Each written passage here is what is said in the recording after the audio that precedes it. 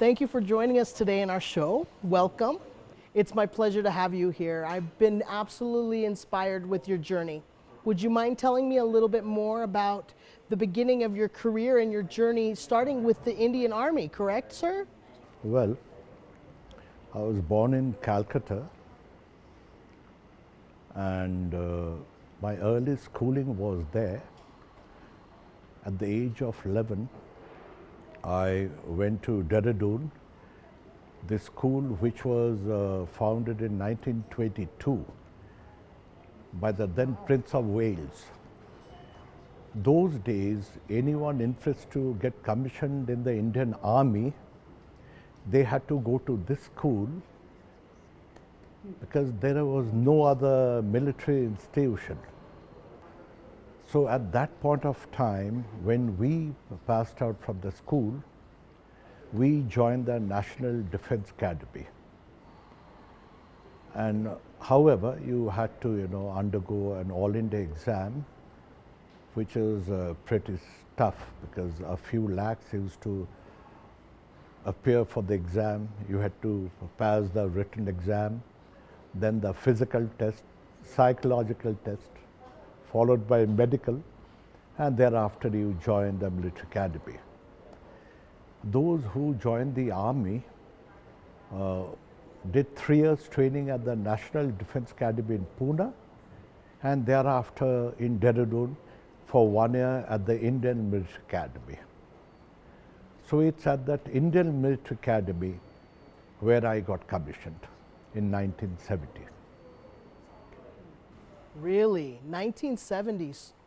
That's what, maybe 30 years ago? Yeah, a little bit of time ago, yes, yes. Almost 50 years ago. No, that was before my birth. Oh my goodness. You don't look it at all, sir. So you were, during your service, were you involved in direct war or involved in direct confrontations? Yes. Soon after I got commissioned in December 70, those days, like young officers, some of them used to be sent for commando training, like what you have Rambo in the US, something like that. Sure. And I was sent for that training. It was a very, very hard training for about a month. But after the training, before I could join back my regiment, I was told to report to a particular brigade, because by then the India-Pakistan war had broken out. And it was on 2 fronts, the Western Front and the Eastern Front, which is now known as Bangladesh.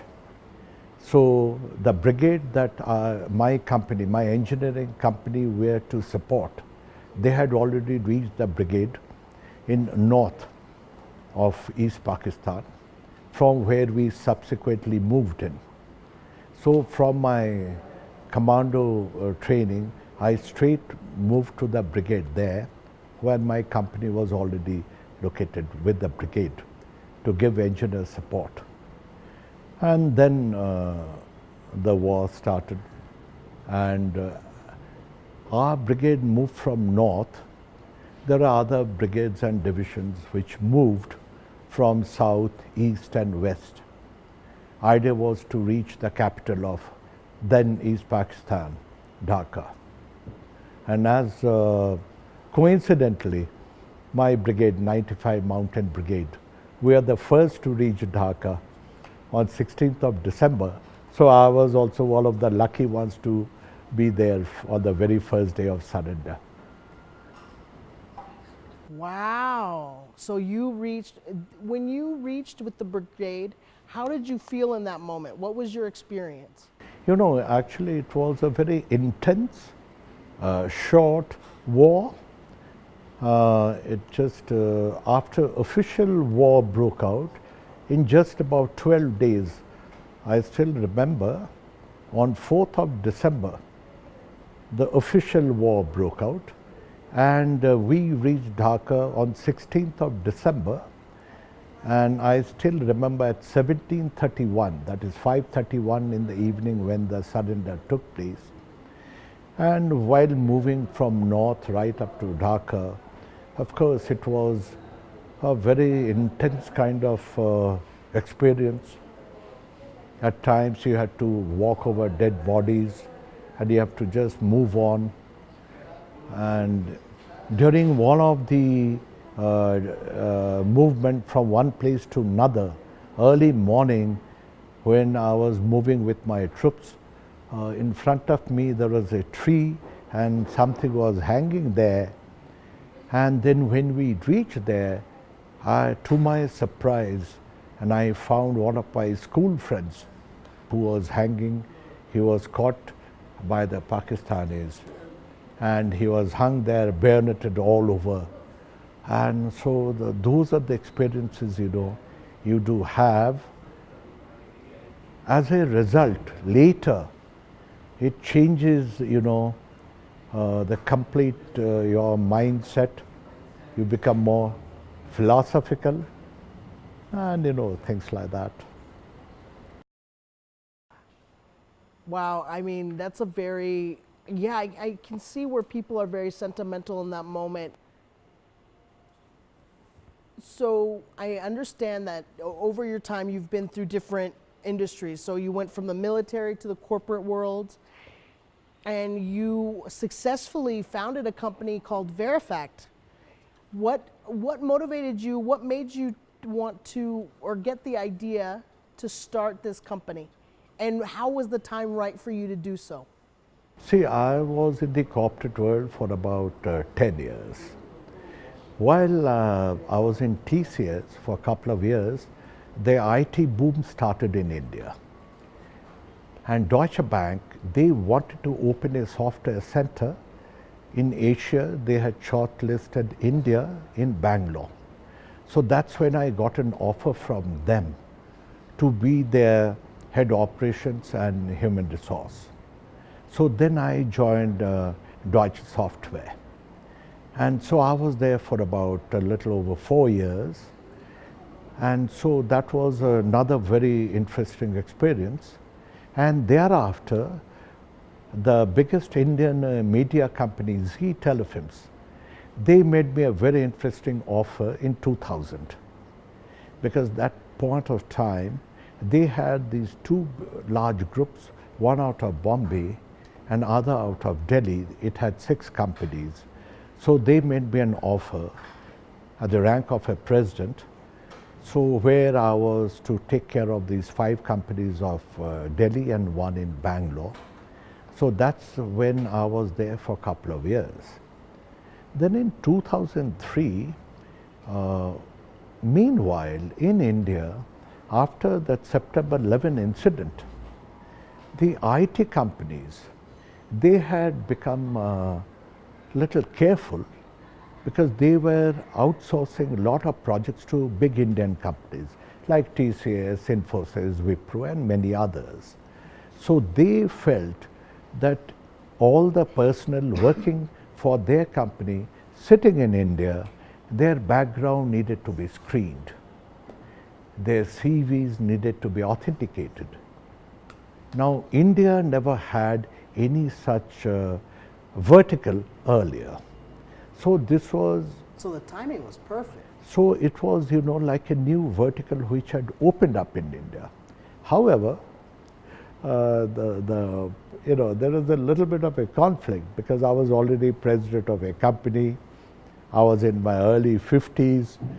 And in India, at that point of time, there's no corporatized Indian background screening company.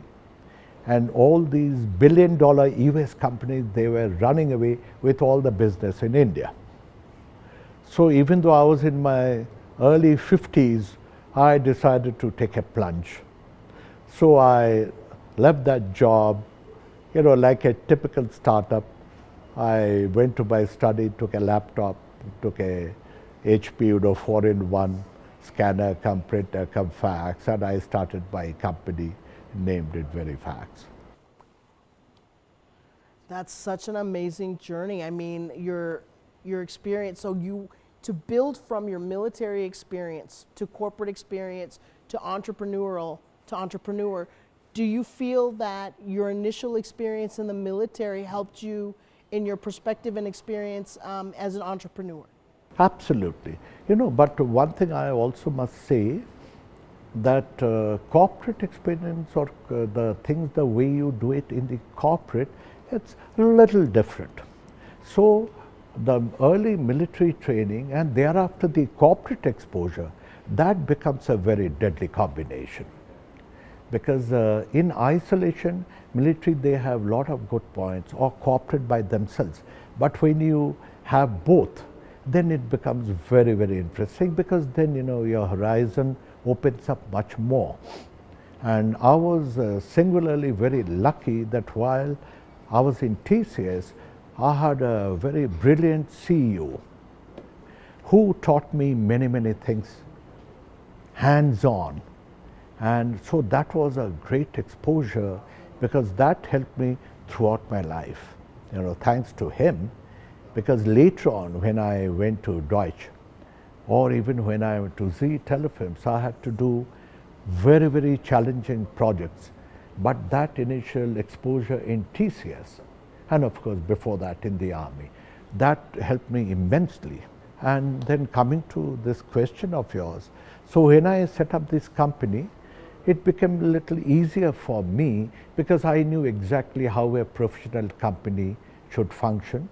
The various departments, you know, be it training, be it quality, of course the human resource, admin, finance, I was completely aware of it, because I was handling all these at a senior position.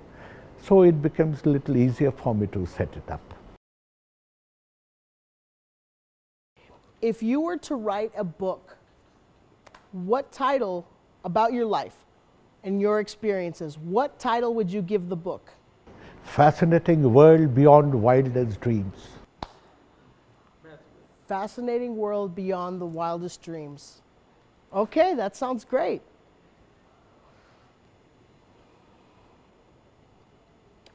What kind of advice do you have for young entrepreneurs or people who are starting in business? All I could say is that one has to be patient. One has to realize that without taking any risk, it is not possible to get any success. One has to follow it up with a lot of passion. Like, I mean, forget about me, even the biggest stories, be it Microsoft, be it Apple, like stories of Steve Jobs and things like that. Like you had seen how they started so small. All the challenges one has to go through. And even when, you know, one is going through little like difficult times, one is to keep at it, believe in oneself. And then at some point of time, you know, luck would turn. As I said in my own experience in Verifacts, you know, initial years were very, very difficult. But then you have to, you know, go on with it. Because I believe nothing comes easy with anything in life. You have to really try. And also, more important thing, at times you can fail. Like it has happened in my case too, like in my army days and all that. Some of the things that I wanted to do, you know, in some of them I couldn't do it as well as I wanted to, but then I kept on at it. And at some point of time, I did manage to succeed, you know. So I suppose even in face of failures, one should, you know, keep going without feeling, because a time will come, definitely. I mean, that's where you have to believe in God. Right. I'm absolutely just inspired by how you continue to move forward. And I do absolutely believe in that. I agree with you completely. Thank you so much, sir, for your time. I appreciate the conversation and just your presence and sharing your experiences with us. Thank you so much. No, I thank you most exceedingly. It has been very nice to meet with you and your team. Thank you so much.